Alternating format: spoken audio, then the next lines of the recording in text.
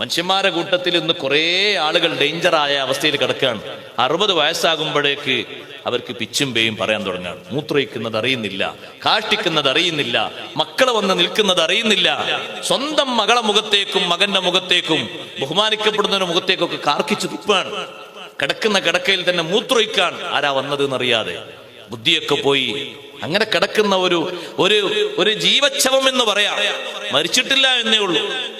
പക്ഷെ ബുദ്ധിയൊക്കെ ഈ രൂപത്തിൽ കോലമൊക്കെ അങ്ങോട്ടും ഇങ്ങോട്ടും മറിഞ്ഞ് ഇക്രിമ റളിയല്ലാഹു അൻഹു പറഞ്ഞു, എന്നും ഖുർആൻ ഓതുന്ന ഒരു മനുഷ്യനാണെങ്കിൽ, എന്നും ഖുർആനിലേക്ക് നോക്കിയിട്ട് ഖുർആനുമായിട്ട് ബന്ധമുള്ള ഒരാണോ പെണ്ണോ ആണെങ്കിൽ ഈ അവസ്ഥയിലേക്ക് എത്തൂല.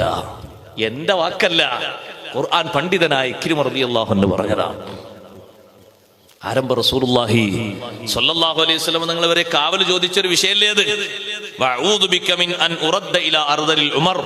പഠിച്ചോനെ, അർദലുൽ ഉമറിന്റെ ആ ഒരു അവസ്ഥയിലേക്ക് എന്നെ നീ എത്തിക്കരുത് അല്ലാഹ്.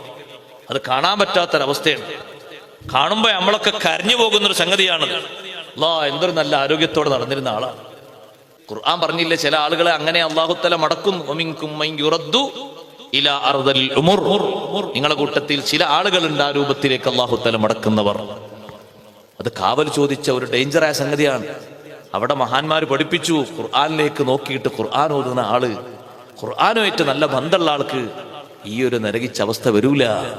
അല്ലാഹു തആല നമ്മളെ കാത്തുരക്ഷിക്കട്ടെ.